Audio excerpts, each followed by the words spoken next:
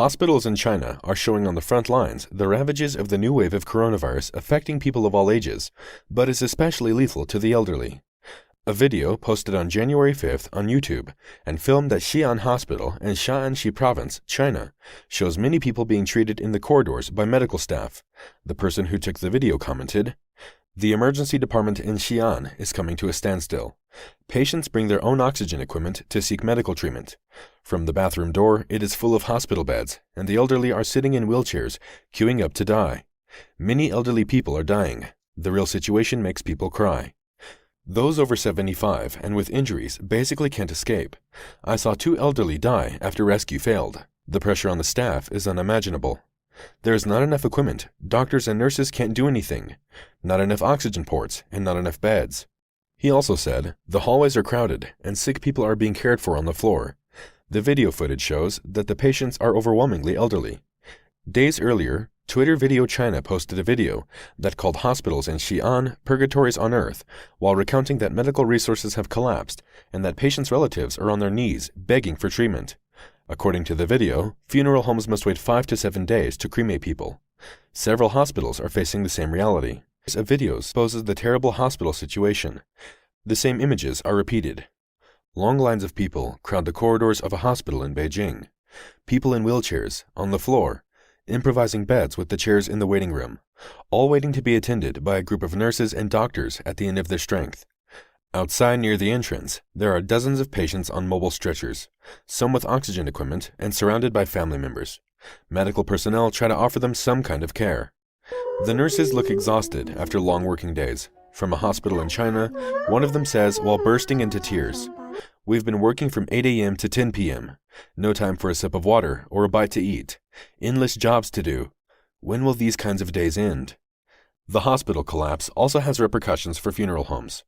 NTD News shows images of the lobby of funeral homes in Xi'an, where people flock to start procedures and contract services, while the square in front of the funeral home gathered nearly 1,000 relatives waiting for a funeral.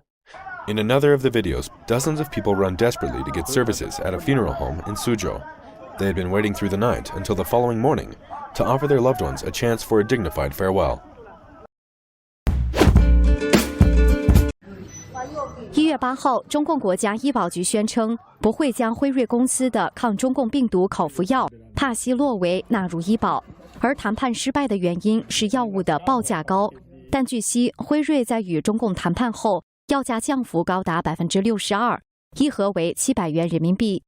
网友则是斥责中共钱比命贵，不顾百姓死活。一个小舅舅又是感染阳性，白肺我自己的岳父同样重症，白肺60%，越感染阳性，失去了味觉，腹痛、拉肚子，是怎么造成的这么一个灾难？他们在感染第一时间没有救治，没有药，很可怕，没有检测。帕西洛韦被认为可以大幅降低重症和死亡风险。一项临床试验发现，该药物可以使高危患者的住院率降低约90%。不过，虽然中共在去年2月批准帕西洛韦进口使用，患者获得医院的处方后即可购买，但却始终一药难求。在黑市的价格甚至被炒到了1盒5万元。政府要是管控哪一块就会出现短缺，有权利的人就会把这些物资囤积起来，那市场上拿不到货，价格就必然一波一波的炒。另外，河南当局1月9号公布数据，该省9936万人口，染疫人数占89%，意味着河南省有超过8850万人染疫，远超中共通报的全国感染病例，再度证实中共数据造假。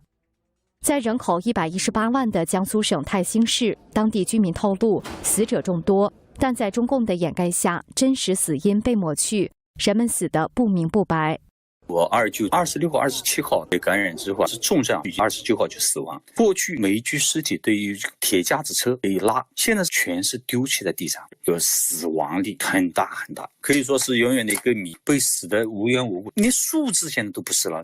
死亡证明，当地医院拒绝写明因新冠肺炎造成的死亡，医生直言不讳直接讲不能写。基层的官员他只想保住自己的乌纱帽，说白了也就是草菅人命，这是个人为的灾难。专家指出，国外普遍的做法是努力将感染曲线拉平，而中共为了快速过风，选择让感染人数激增，造成了不必要的损失和死亡。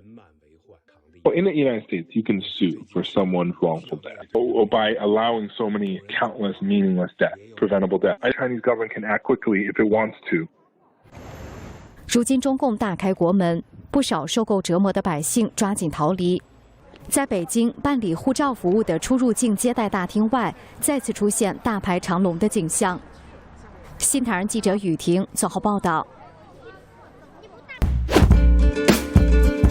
The COVID pandemic in Beijing is raging. Infected people have skyrocketed and hospitals are overwhelmed. Funeral homes are full and many older adults have died.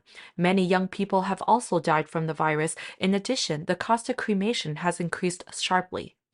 A netizen with the Twitter account Mochi posted a video with the caption, "On December 28, 2022, in Beijing, many young people died of the virus, and it cost up to $14,600 or 70,000 to 100,000 yuan to cremate a corpse."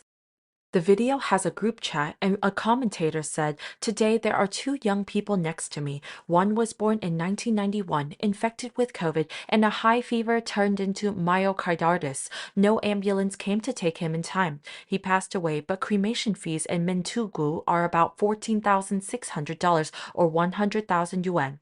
Another comment said, "I have a close friend who was born in 1979. He was 43 years old and couldn't be admitted to the hospital when he was infected with COVID, so he passed away. His family spent $5,900 to cremate his body.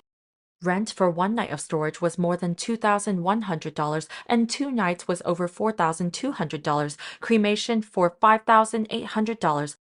So the total cost of cremation is more than $10,600. The man exclaimed, "Can't even die in peace." Zhao Lanjian, a former Chinese media employee, pointed out on Twitter on December 31st that young people also die. The pandemic in Beijing is extremely serious. The screenshot posted by Zhao shows a person writing, "You don't know how serious the situation in Beijing is. A few days ago, 2 women in my company who were only 32 years old died." Another said, "My wife recovered and went to play cards, then got infected again. She had trouble breathing for 2 days, then passed away yesterday." During this pandemic, older adults in Beijing are also infected at a high rate. According to Secret China, Zhao Lanjian revealed, "I asked some of my old friends in Beijing if 80% of the people in Beijing had been infected. They answered that it was about the same amount." A friend said 3 to 4 older adults died in his apartment complex. According to a VOA report on January 6, the resources of public health facilities in Beijing, the epicenter of China's COVID outbreak, were overloaded and exhausted. Patients, mainly the elderly, were lying on stretchers in the hallways or wheelchairs and receiving oxygen. Even after the peak of reported infections passed, the situation did not improve. On January 5th, the Kuyi Yangliu Hospital in Beijing was full of new patients, and by noon all the beds were full, but ambulances continued to bring in more people. Doctors and nurses are under tremendous pressure, urgently assessing information and handling urgent cases. Dr. Mark Siegel, professor of medicine at NYU Langone Medical Center and a Fox News medical contributor, told Fox News Digital that the resulting wave of COVID infections shows that the zero-COVID strategy clearly backfired. As soon as they released the policy, there was a rampant spread of a highly contagious subvariant, XBB, and high risk of a new, more dangerous variant emerging, Siegel said. China stuck with their own vaccines, which are inferior to ours, and there hasn't been much recent vaccine uptake, so the vaccines have mostly worn off. The latest of the Times of India estimates suggests that the death toll in China may have increased from 9,000 a day to 25,000 a day in January.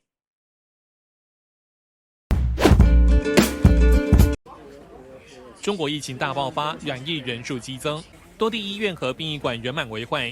中共公布的染疫和死亡人数低到被外界认为可笑。1月8日，中共大开国门，超过23个国家谨慎因应，对来自中国的旅客实施入境管制。中共却多次跳脚，扬言所谓反制。10日突然宣布暂停签发南韩、日本公民短期签证。南韩外交部作出回应。 우리 정부의 중국발 입국자를 대상으로 한 방역 강화 조치는 과학적이고 객관적인 근거에 입각해서 내린 조치입니다. 정부는 국제사회와 투명하게 관련 정보를 공유해왔고 중국 측과도 계속 소통해 오고 있습니다.韩联社报道，南韩外交部强调，加强入境防疫规定是有科学和客观依据，也透明的跟国际社会分享疫情资讯。对中方的措施感到遗憾，也有不少南韩民众认同政府的做法，对中国疫情表示担忧。 네, 개인적으로는 좀 규제가 필요하다고 생각합니다. 뉴스 보니까 며칠 전에 뭐 중국에서 사람 들어왔는데 격리해야 된다고 했는데 도망갔다고 하더라고요. 아침에 봤는데 그거 보고 좀 심각성을 더 느낀 것 같아요. 다시 사람 많아져서 좋은 것 같고요. 그리고 중국 설날 맞아서 중국 관광객들이 많아졌는데 그래서 다시 코로나가 조금 다시 유행할까 봐 걱정스럽긴 해요. 由于中国疫情严峻，南韩从1月2日开始暂停签发中国公民赴韩短期签证，并要求来自中国的旅客入境后需做 PCR 筛检，搭机前需缴交阴性证明。另外，10日开始，所有来自香港和澳门的航班需统一降落在南韩仁川国际机场，配合当地防疫。新航亚太电视曾义豪、张瑞珍综合报道。